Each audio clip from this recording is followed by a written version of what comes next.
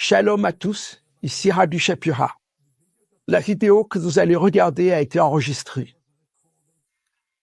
Plusieurs heures avant l'attaque des États-Unis contre les capacités et les sites nucléaires de l'Iran. Je vous exhorte aujourd'hui à écouter attentivement ce que le Seigneur m'a permis de partager avec vous avant que l'attaque n'ait lieu. Ces paroles sont aujourd'hui plus importantes que jamais.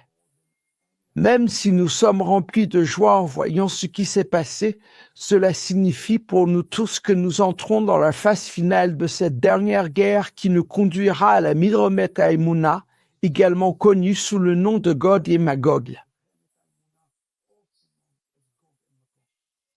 L'esprit de prophétie est descendu et alors que vous regardez cette vidéo aujourd'hui, je vous exhorte, courez le nouveau Ramas et préparez-vous pour la Milromet Haemunah et pour le prochain chapitre, le chapitre final pour la phase finale du salut de la maison d'Israël. Regardez bien. Ceci, mes amis, a été enregistré juste avant l'attaque. Shalom à tous, ici le rabbin Dr Yitzhak Shapira. Je suis certain que vous suivez les événements en Israël, en Iran, et vous vous demandez probablement ce qui va se passer ensuite. Aujourd'hui, sous la conviction du roi HaKodesh, je veux vous transmettre un message urgent qui a été révélé dans mon livre, La chute d'Édom, à propos d'aujourd'hui, de maintenant, d'ici et de ce qui nous attend. Ce message est d'une urgence particulière pour nous dans les prochaines semaines. Je ne prétends pas être un prophète, et la prophétie est dynamique, mais j'aimerais vous montrer quelque chose que l'Esprit m'a conduit à partager avec vous aujourd'hui. Je vous en prie, lisez le livre La chute d'Édom. Et s'il vous plaît, si vous parlez anglais, venez le 29 juin à cette yeshiva sur la fin des temps que je partagerai avec vous. Nous sommes en ce moment même dans une opération spéciale qui concerne l'Iran. Cette opération vient d'être lancée dans la guerre contre l'Iran. Elle est mentionnée dans Nombre 23, verset 24. J'ai déjà partagé avec vous plusieurs vidéos. Écoutez-les. Mais aujourd'hui, j'aimerais vous montrer une prophétie choquante et glaçante. Elle est tirée de la section prophétique de la paracha de cette semaine.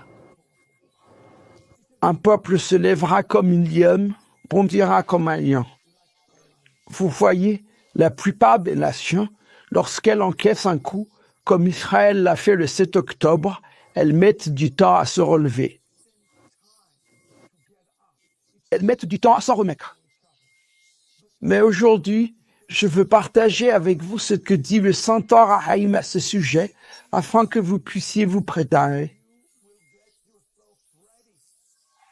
La raison pour laquelle Israël s'est relevé, il est important de se rappeler que la même armée qui attaque en ce moment, avec un grand succès, un pays de 100 millions d'habitants, face à seulement 9 ou 10 millions.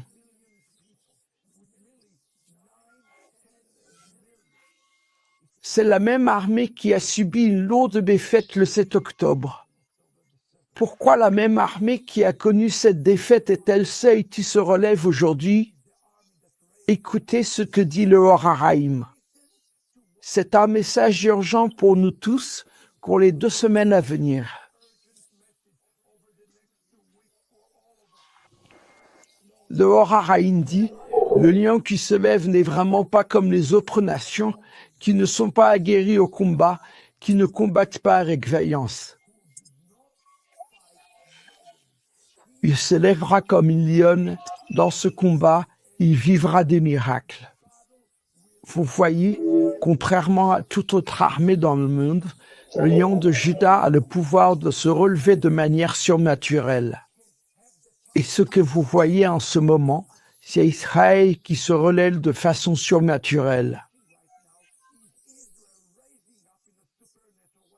Nous avons presque entièrement démantelé l'armée iranienne à l'espace de 8 jours. Et faites bien attention à cela, nous sommes au 8e jour de la guerre au moment où j'enregistre cette vidéo. L'autre chose que dit le Or HaRaïm est plutôt glaçante. Je veux que vous écoutiez ceci alors qu'Israël se lève en ce moment de façon surnaturelle. Rappelez-vous que le nom de l'opération est codé dans le livre des Nombres au chapitre 23, verset 24. Le Orahaïn poursuit et dit, il se lèvera avec puissance à ce moment-là. Et quand cela arrivera-t-il? Eh bien, ce sera au moment où les captifs seront dans les tunnels, accablés par de grandes souffrances. Il se lèvera et il y aura des miracles à ce moment-là. Je vous l'ai dit plusieurs fois, d'abord dans le nouveau Hamas, puis dans la chute d'Édom. Et maintenant, je vous dis que le 7 octobre était le signe que le lion est sur le point de se lever. Et quand cela aura eu lieu, écoutez bien, au moment où les captifs seront dans les tunnels, lorsqu'ils souffriront énormément. Ce sera pour nous un signe de la venue du Messie. J'ai écrit à ce sujet dans le nouveau Hamas. Il est écrit dans Ésaïe 24, versets 21, 22 et 23.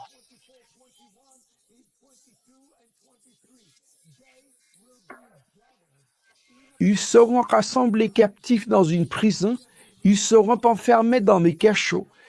Après un grand nombre de jours, ils seront châtiés. Car le Dieu des armées régnera sur le mont Sion et à Jérusalem, et la présence sera révélée aux anciens de Dieu. Frères et sœurs, la présence de Dieu est sur le point de se révéler au monde entier en ce moment même. Je crois que ces 2 semaines dans lesquelles nous nous trouvons actuellement sont des semaines cruciales pour les nations. Un appel, c'est vers le temps du bérour final. Le monde doit choisir. Et ce qui est drôle, c'est que le monde entier se bat en ce moment. Pour gouverner sur cette terre, qui sera au sommet du monde? Vous voyez, en hébreu, le mot toi se dit Gag, ce mot vient du mot Gog. Ce qui est intéressant, c'est qu'à la fin, quand tout sera terminé, Israël sera au sommet du monde et il y a un avertissement pour les nations, y compris pour les États-Unis d'Amérique en ce moment. Ne vous mettez pas en travers du chemin d'Israël en ce moment. Israël fera ce qu'il devra faire. Le lion s'est réveillé. Comme l'a dit Orahaïn, ce réveil aura lieu lorsque le lion sera en captivité. De sa prison, il se lèvera, et Israël est en train de se lever. Comme il est ironique que dans la Haftara de cette semaine, nous lisions à propos de Rahab que les espions n'étaient pas encore endormis lorsqu'elle est montée vers eux sur le toit. Gog, les nations montent. Et elle a dit à ses hommes, « Je sais que Dieu vous donne ce pays, car la terreur que nous inspirez s'est abattue sur nous et tous les habitants du pays prendre devant vous. »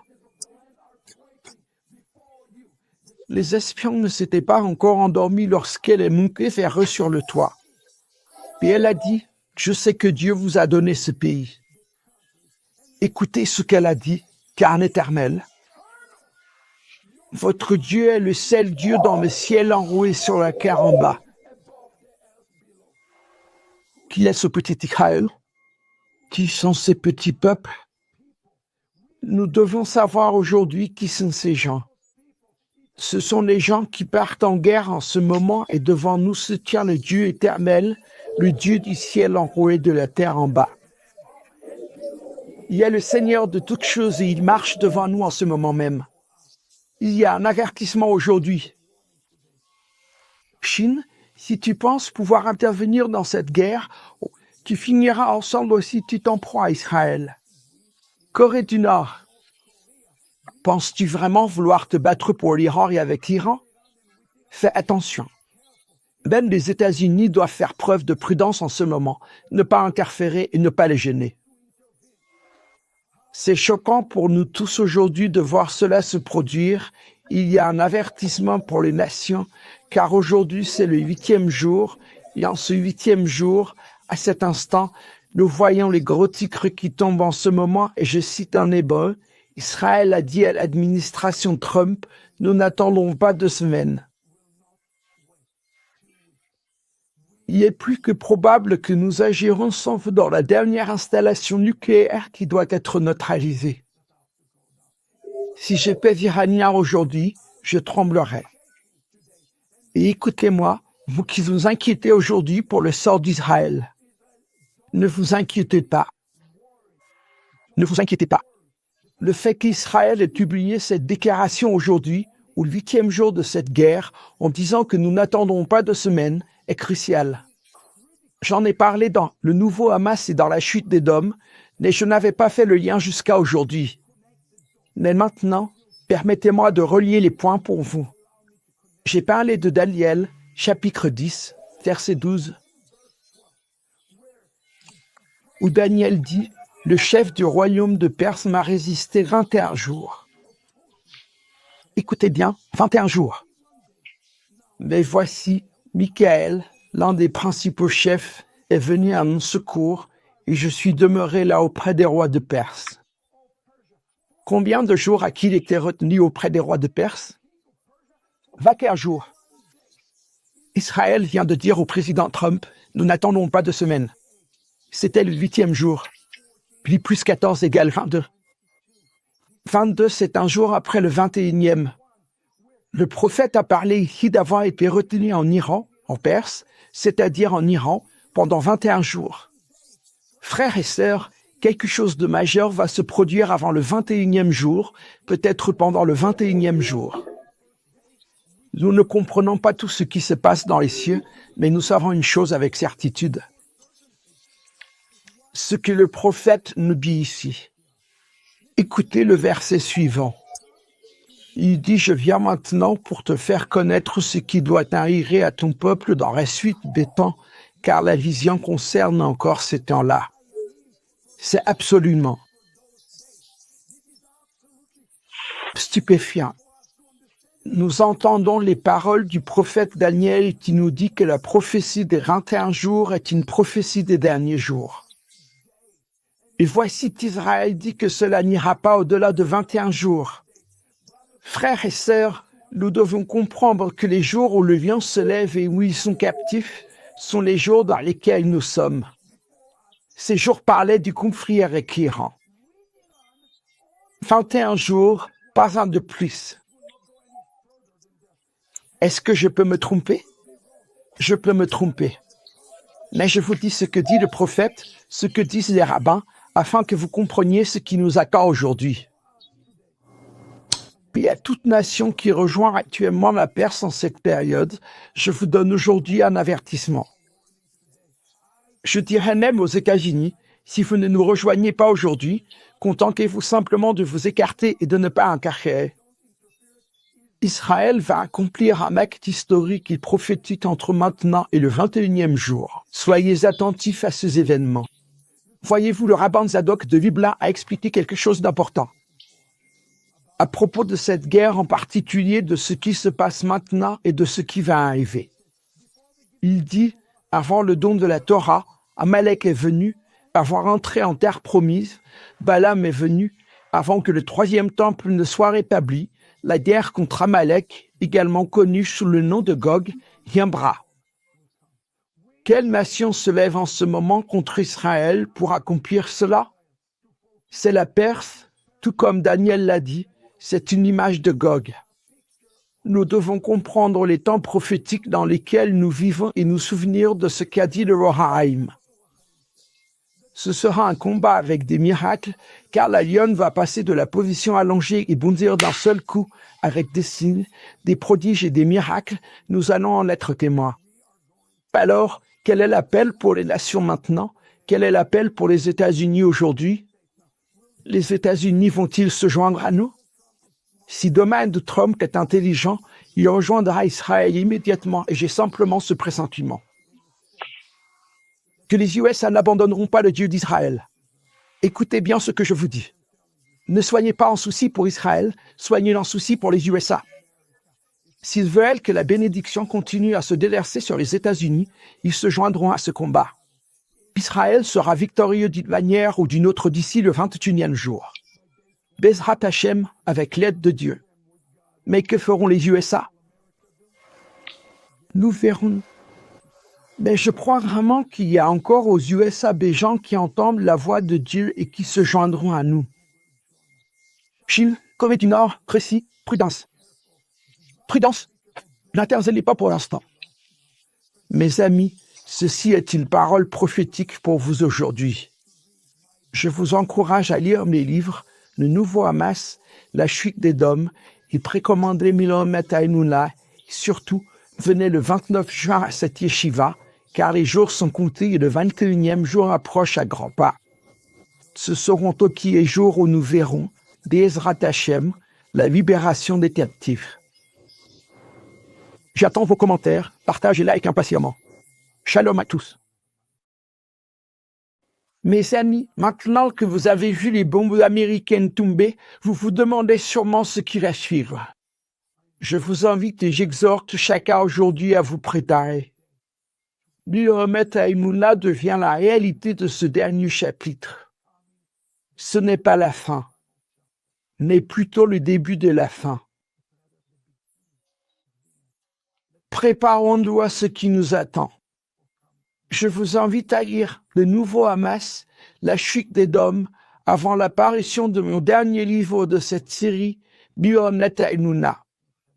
Soyez attentifs aux vidéos et aux enseignements que nous allons publier dans les jours et les semaines à venir. Que Dieu vous bénisse et gardons les yeux fixés sur le Seigneur.